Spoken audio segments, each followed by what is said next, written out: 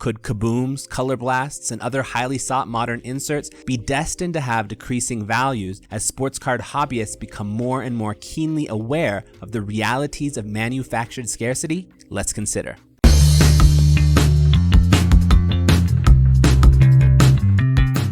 Manufactured scarcity is a phrase that could be thought of in different ways. In a recent video, we looked at how serial numbers are one tool that Panini and Topps use to make a card seem scarce, despite the fact that with so many different serial number variations existing, when considered in its totality, even the serial numbered cards have very high print runs. But in this video, we're going to look at the concept of manufactured scarcity in a different way. Another way to look at this concept is when a card producer creates a chase card, and the only reason that card is sought is because there is a narrative built around it that encourages people to see it as something special. Kabooms, color blasts, PMGs, for example. However, in a sports card environment where on-card autographs, game-worn jerseys, and other things that more meaningfully connect that card to a player or a moment exists, what is it that makes Kabooms, PMGs, color blasts, jambalayas, whatever, last through the ages? The scarcity of those cards is just based on a production decision from Panini in this case, which by the way is something that with modern inserts could change any time if they wanted, and we might not even know about it until long after the fact. And that has happened before. For example, sometime back, even Jeff of Sports Card Investor made a video about how his own massive investment in sealed wax from earlier years of Select basketball tanked due to the fact that Panini decided to increase print runs on Select some years later.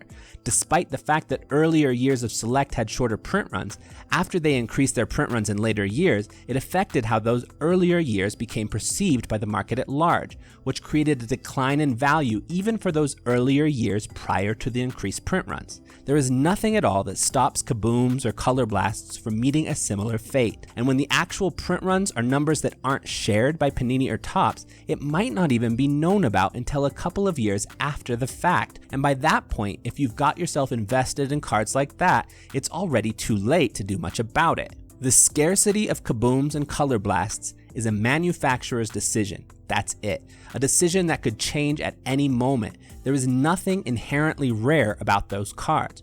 Choosing to print 100 of them or 100,000 of them is all a matter of adding or not adding a few zeros when you press the print button.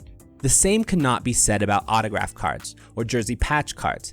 It is not merely a manufacturer's decision. There is more to it. If Panini produces X number of this or that autograph card, they cannot simply press the print button and decide to do more. There is a limitation based on how many autographs they can get that player to sign. Now they try to allow themselves more flexibility to be able to print a lot more by using sticker autos, but even then there is still a forced limitation, a wall beyond which there is no passing, with jersey patch cards also. And this, by the way, is why I find cards that have patches that, quote, are not associated with any specific game, player, or event kind of ridiculous. There is a limitation imposed on the manufacturers based on how many player-worn, game-worn jerseys they are able to get their hands on.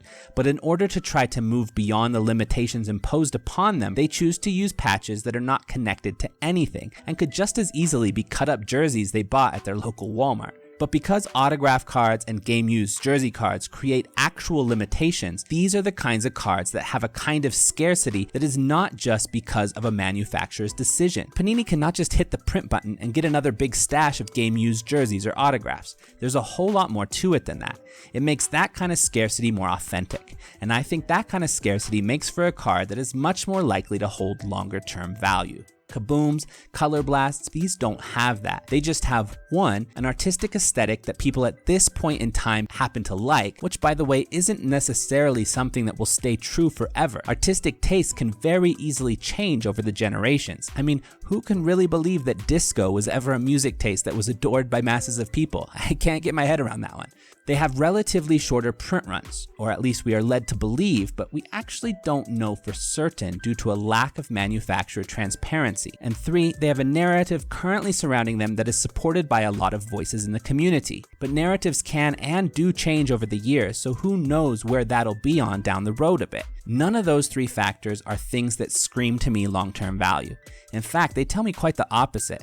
They tell me to be careful. I would suggest that it's not hard to see a reality where, due to the fact that Kabooms, Color Blast, PMGs, or something else are very popular, a card production company like Panini could decide to print a bunch of them one year, maybe especially since they're soon to be on their way out the door in the card production realm for the major sports, and a decision like that could spell catastrophe for the market value of earlier years of that card. There's nothing stopping Panini from doing something like that, and it may even be a decision that would make them some pretty significant profits in the short term. Now, I'm not saying that is going to happen, but what I am saying is that trusting in a form of scarcity that is entirely driven by a manufacturer's decision, a decision that could potentially change at any moment, is not a wise way to go about making decisions.